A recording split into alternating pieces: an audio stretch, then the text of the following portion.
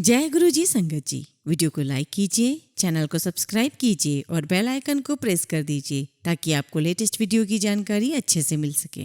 जय गुरु जी संगत जी। गुरु जी का अनंतम अनंतम शुक्राना। संगत जी, आज के सत्संग से आपको पता चलेगा कि गुरु जी संगत से पूर्ण विश्वास और समर्पण करने को क्यों कहते थे और हमें गुरु जी से क्या मांगना चाहिए, ये भी आज आप जान पाएंगे। संगत जी, सत्संग अंत तक जरूर सुनिएगा। आपके मन में उठने वाले कई सवालों का जवाब आपको आज जरूर जरूर मिलेगा। आज का सत्संग दिल्ली से श्रीमती मलही आंटी उर्फ मीरा आंटी का हम लेंगे। तो चलिए संगत जी, सत्संग शुरू करते हैं। मैं सोचती हूँ, यदि बूंद को सागर का वर्णन करने को कहा जाए तो क्या वह कर पाएगा? भक्त वह बूंद है और गुरुजी अपार सागर। फिर भी मेरा प्रयास रहेगा कि मैं गुरुजी की सेवा में कुछ अर्पण कर सकूं। गुरु मिलन से परमात्मा को मिलने की राह सहज हो जाती है। आत्मा की परम मिलन की यात्रा में गुरु भक्त के ऊपर वात्सल्य और प्रेम की वृष्टि करते हैं। इनका अनुभव केवल निष्ठावान शिष्यों को ही हुआ है। गुरु वह साकार ब्रह्म है जिनमें सभी संबंधों का प्रेम समाया हुआ है। माँ की ममता, पिता का मार्गदर्शन और माता का संरक्षण, यह सब सद्गुरु में पूर्ण अवलोकित होता है। गुरुजी साक्षात परमात्मा है और वह अपने तक पहुँचने का मार्ग ज्ञान की ज्योति से प्रज्वलित कर रहे हैं। अपनी संगतों का मार्गदर्शन करते हुए कभी कभी उनको कठोर व्यवहार करना पड़ता है। वह उस कुम्हार की भांति है जो अपने बर्तन बनाते हुए उसे स्थिरता प्रदान करने के लिए उसे बाहर से मजबूती से संभाले रहता है और अंदर से उसे अत्यंत कोमल हाथ से आधार देता है। सद्गुरु अपने शिष्य से भी उच्चतम व्यवहार की भावना रखते हैं। फिर भी उनका मन अपने शिष्यों के लिए करुणा, दया और कृपा से परिपूर्ण रहता है। केवल वही संगत जो ऐसे प्यारे गुरुजी की वाणी और दिव्य गुणों से प्रभावित होकर उनके सद्गुणों में स्वयं को आत्मसात कर लेते हैं, वही इस भव सागर में गोते लगाकर जन्म और मृत्यु के चक्र से मुक्त हो पाते हैं। यही सद्गुरु और शिष्य का पावन पुनीत संबंध है। गुरुजी साक्षात परमेश्वर हैं। उनके प्रेम की कोई सीमा नहीं है। जितना आप उनसे प्रेम करेंगे उतना ही आनंदमय आपका जीवन होगा। समय समय पर वह हमें सचेत कर सकते हैं कि उठकर अपनी दिव्यता का अनुभव करो। संसार की माया में डूबकर गहरी नींद में समय नष्ट न करो। मैंने गुरुजी के प्रथम दर्शन कोई 10 साल पहले किए थे। फिर उनसे कभी अलग नहीं हो पाई। गुरुजी के दर्शन करने से पहले मैं शिरडी के साईं बाबा की भक्त थी। मेरी उनमें बहुत श्रद्धा थी। मैंने स्वप्न में देखा कि साईं बाबा की प्रतिमा जो मेरे गेस्ट रूम में रखी हुई थी अचानक गायब हो गई और उसके स्थान पर गुरुजी बैठे हुए दिखे। मैं इतनी प्रसन्न हुई कि मैंने उन्हें गले लगा लिया। अगले दिन जब मैं गुरुजी के पास गई तो उन्होंने कहा, पिछली रात मैं ही आया था जिसे तुमने गले लगाया था। मैं सरप्राइज्ड थी। उन्हें मेरे सपने के बारे में कैसे पता चला? किंतु अगले ही क्षण मुझे आभास हो गया कि गुरुजी तो परमात्मा है। उनसे कुछ भी छुपा हुआ नहीं है। वह तो हमारे भूत, वर्तमान और भविष्य के बारे में सब जानते हैं, परंतु वह किसी को यह बताते नहीं हैं। एक बार मैं जब उनके चरण दबा रही थी, उन्होंने कहा कि मुझे उनके पास आने का कारण क्या है वह मुझे 3 साल बाद पता चलेगा। यह सुनकर मैं बहुत बेचैन हो गई और उस कारण को जानने की कोशिश करने लगी, परंतु सफलता हाथ नहीं लगी। धीरे धीरे मेरे मन से ये बात उतर भी गई। फिर 3 साल के बाद मेरे हस्बैंड को हार्ट और किडनी की समस्याएं हो गई। हम उन्हें मुंबई ले गए, जहां पर 15 दिन तक आईसीयू में उन्हें रहना पड़ा। उन दिनों मैं अपने हाथ में गुरुजी का स्वरूप लिए हुए उनसे विनती करती रहती थी। चिंता बहुत हो रही थी। मैंने दिल्ली में अपनी बेटी को गुरुजी के पास जाकर मेरी समस्याओं के बारे में बताने के लिए कहा, परंतु गुरुजी ने उसको टोक दिया और बोले कि आंटी यानी कि मैं उनके साथ डायरेक्ट जुड़ी हुई हूँ, अर्थात मेरा गुरुजी से डायरेक्ट कनेक्शन है। मुझे एक बार फिर आभास हुआ कि उन्हें सबका ज्ञान है और उनको कुछ भी बताने की आवश्यकता नहीं है। गुरुजी की दया से मेरे हस्बैंड के स्वास्थ्य में प्रगति हुई और हम दिल्ली वापस आ गए। मैं तुरंत गुरुजी के पास गई और उनको बार बार धन्यवाद दिया तो वो बोले कि मेरे पति को उन्होंने नया जीवन दान दिया है। और उन्होंने ही मुझे अपने पास बुलाया था। हम जानते हैं कि जन्म और मृत्यु तो सृष्टिकर्ता के हाथ में है। यदि वह ऐसा करे तो स्पष्ट है कि वह स्वयं वही है। एक बार मैं गिर गई थी, जिससे मेरे पैर की सर्जरी करनी पड़ी। उसके बाद मेरे पैर में निरंतर दर्द बना रहता था। दवाइयों से कोई फायदा नहीं हो रहा था। जब मैंने ये समस्या गुरुजी के सामने रखी तो उन्होंने मुझे पान के पत्ते अभिमंत्रित करके दिए। मुझे उन्हें पीसकर दर्द वाले स्थान पर लगाना था, किंतु ऐसा करने से मेरा दर्द और बढ़ गया था। मैं रोते रोते गुरुजी के पास गई तो उन्होंने कहा कि इस प्रकार मेरा सारा दर्द निकल रहा है। संगत जी, कुछ ही दिनों में मेरा पूरा दर्द समाप्त हो गया और फिर 3 साल तक कुछ नहीं हुआ। अचानक एक दिन फिर वही दर्द होने लगा। गुरुजी उस समय जालंधर में थे और मैं दुविधा में थी कि क्या करूं। मेरी बहन ने एक डॉक्टर से समय ले लिया। मैंने गुरुजी से निवेदन किया कि यदि वो यहाँ होते तो मुझे डॉक्टर के यहाँ जाने की आवश्यकता ही नहीं होती। फिर भी मैंने गुरुजी से मन ही मन विनती की कि जब मैं डॉक्टर से मिलने जाऊं तो वो मेरे साथ रहे।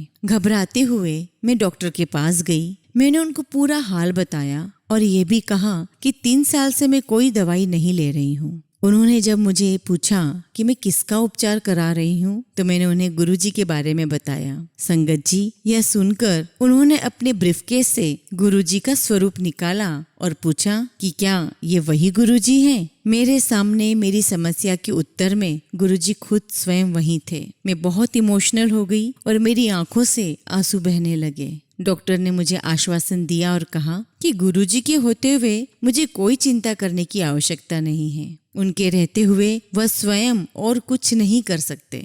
मैं घर लौट आई और धीरे धीरे मेरा दर्द समाप्त हो गया। कोई सोचेगा कि यह कैसे संभव है? यह तो गुरु कृपा का एक छोटा सा उदाहरण है। उनकी सभा में हमारा सीमित ज्ञान हार जाता है। गुरुजी तो दर्द सपने में भी समाप्त कर देते हैं। ऐसे ही मेरे एक घुटने में बहुत दर्द हो रहा था। मैं अपने फैमिली डॉक्टर के पास गई तो उन्होंने एक्सरे और कुछ पेन किलर दवाइयाँ लेने के लिए कहा। उसी रात गुरुजी मेरे स्वप्न में आए और उन्होंने मेरा हाल पूछा। मैंने उन्हें अपने घुटने का दर्द बताया तो उन्होंने वहां पर अपना हाथ रखा और सुबह उठने पर वहां कोई दर्द था ही नहीं। गुरुजी अपने संगतों से इतना घनिष्ठ संबंध रखते हैं कि वह उनके मन की बातें भी पढ़ लेते हैं। एक संगत के समय गुरुजी अपने स्वरूप बांट रहे थे।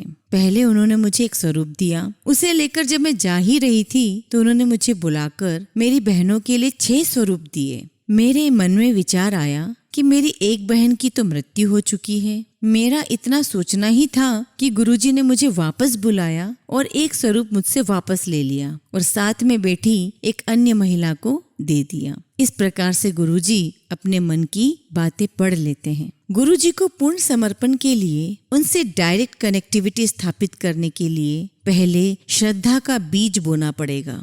बीज के पनपने पर विश्वास का अंकुर फूटेगा। फिर उस बेल के सहारे गुरुजी के चरणों में समर्पण करें। उसके बाद दिव्यता का वास्तविक आभास होगा और सद्गुरु की कृपा से असंभव भी संभव हो जाएगा।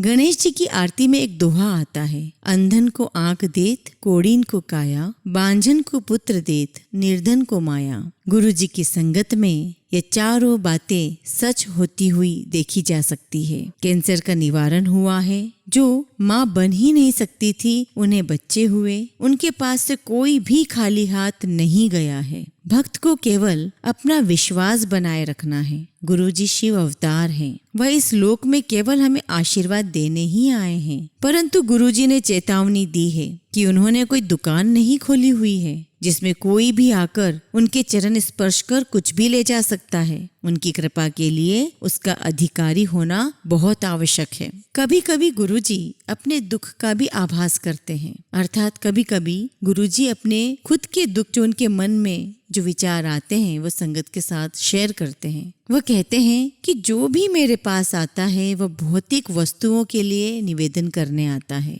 वास्तविक आशीर्वाद कोई मांगता ही नहीं। गुरु प्रेम, श्रद्धा, गुरु में पूर्ण निष्ठा, उनमें पूर्ण समर्पण और विश्वास, ये वास्तविक प्रेम है, ये वास्तविक आशीर्वाद है। मैं आपसे नम्र निवेदन करती हूँ कि यदि आपको गुरुजी से कुछ मांगना है तो उनके श्री चरणों की धूल मांगिए, उनके दर्शन के लिए विनती कीजिए और हर सांस में उनको याद कीजिए। कभी कभी प्रेम से वह मुझे मीरा कहकर बुलाते थे। मेरा विश्वास है कि उनको देखकर हर व्यक्ति पहली भेंट में ही उनका हो जाता है। उनके दर्शन कर अक्सर मेरी आंखों से आंसू बहने लगते हैं। यह देखकर एक बार मेरी बेटी ने मुझे डांटा और कहा कि क्या करते हो, लोग क्या सोचेंगे, आप पर न जाने कितनी परेशानियों का बोझ है। मैंने उसको समझाने का प्रयास किया कि मैं रोती नहीं हूँ। मेरा मन गुरुजी को देखकर प्रेम विहल हो जाता है और आंसू अपने आप ही बहने लगते हैं। परंतु मेरी बेटी को कोई भी मेरी बात समझ में ही नहीं आ रही थी। उसे मेरी हर एक बात नामंजूर थी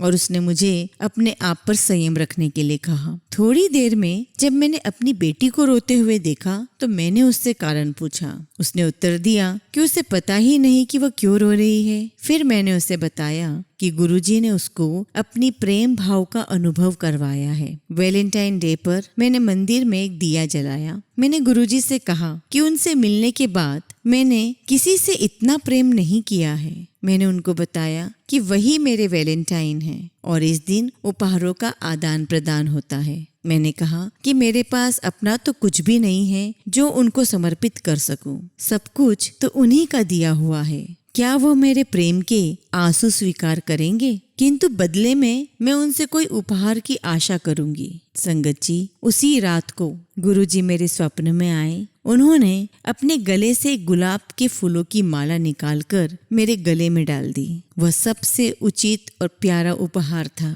वास्तव में उनकी लीलाओं का कोई अंत ही नहीं है। कुछ दिन पहले गुरुजी मेरठ गए थे और हमें उनके साथ जाने का सौभाग्य प्राप्त हुआ। गुरुजी को उसी रात लौटना था। जब वो कुछ भक्तों के साथ कार में बैठे तो मेरे मन में विचार आया कि क्या कभी मुझे भी ऐसा संयोग प्राप्त होगा कि क्या मैं कभी भी गुरुजी के साथ बैठ पाऊंगी। कितने भाग्यशाली हैं वे लोग जो गुरुजी के साथ बैठते हैं। समय के साथ साथ ये विचार मेरे मन से निकल गया। एक बार दिल्ली में एक विवाह के उपलक्ष्य में मेरी दोनों बेटियां मेरे साथ थी। गुरुजी आए और उन्होंने मुझे बुलाकर पूछा कि क्या मैं उनके साथ लंगर करूंगी। मेरे द्वारा जगह पूछने का साहस करने पर उन्होंने एम्पायर स्टेट का नाम लिया। मैं बहुत खुश हो गई और उनको कहा कि मैं अपने बच्चों के साथ वहां पहुंच जाऊंगी। इस पर गुरुजी ने कहा कि मैं उनके ही साथ कार में यात्रा करूं। मैं कह नहीं सकती हूँ कि मैं ये सुनकर कितनी भाव विभोर हो गई, क्योंकि मैं गुरुजी के साथ बैठी थी जैसा कभी मैंने विचार किया था, सोचा था।